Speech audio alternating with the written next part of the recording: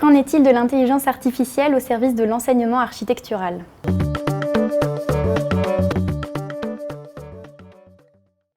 La première question à se poser, c'est l'avenir. Quel est l'avenir pour les architectes ? Quel sera le métier d'architecte de demain ? C'est en effet cette première question qu'il faut se poser lorsqu'on parle de la formation, de l'évolution pédagogique. Ces dernières années, le métier d'architecte a subi une grande mutation.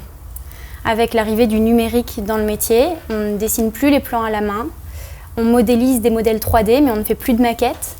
On a des outils numériques qui nous permettent de réaliser des relevés sur site. Bientôt, les permis de construire se feront en ligne et les normes seront intégrées directement dans les logiciels de 3D.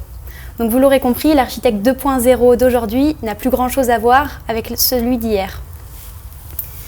Et désormais, avec l'apparition de l'intelligence artificielle, on assiste à une transformation radicale du métier d'architecte. Ce dernier est désormais voué à manipuler des données, à gérer de la complexité et à créer des relations entre usagers. En fait, il est voué à inventer des nouvelles formes d'habiter la ville. Mais bien sûr, tout ça en restant flexible, puisque vous l'avez compris, tout avance très vite.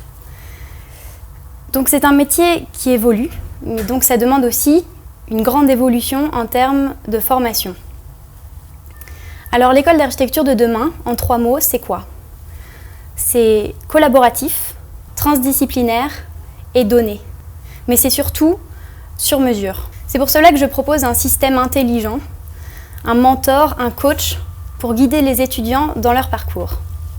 En leur proposant des cours sur mesure et susceptibles de les intéresser, évitant ainsi les redondances. Grâce à la technologie du deep learning, cet assistant connaîtra aussi les particularités psychologiques et personnelles des étudiants, leurs compétences, leurs lacunes, mais aussi leurs volontés et leurs ambitions pour demain. Le système intelligent deviendra ensuite bâtiment intelligent en profitant des systèmes IoT et en gérant les ambiances des salles de cours selon les particularités de chacun.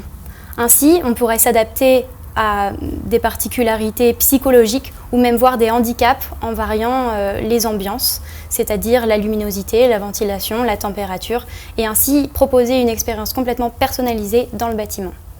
Pour conclure, l'école d'architecture de demain sera connectée, évidemment, mais de façon à replacer l'humain et l'usager au centre du processus de formation pour optimiser ses apprentissages et rendre le cursus plus personnalisé.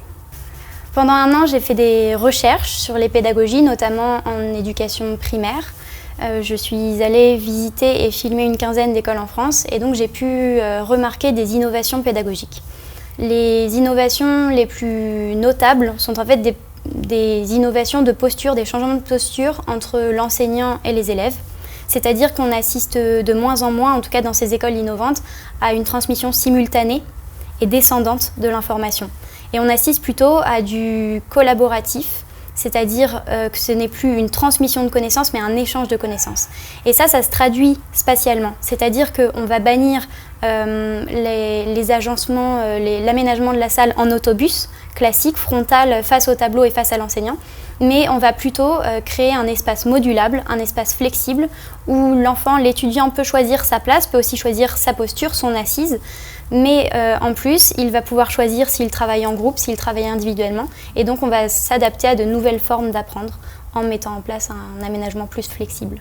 Si on ajoute notamment le big data dans tout ça, ça permettrait de renforcer ce changement de posture, c'est-à-dire que l'enseignant ne serait plus contraint à être celui qui sait, celui qui détient l'information.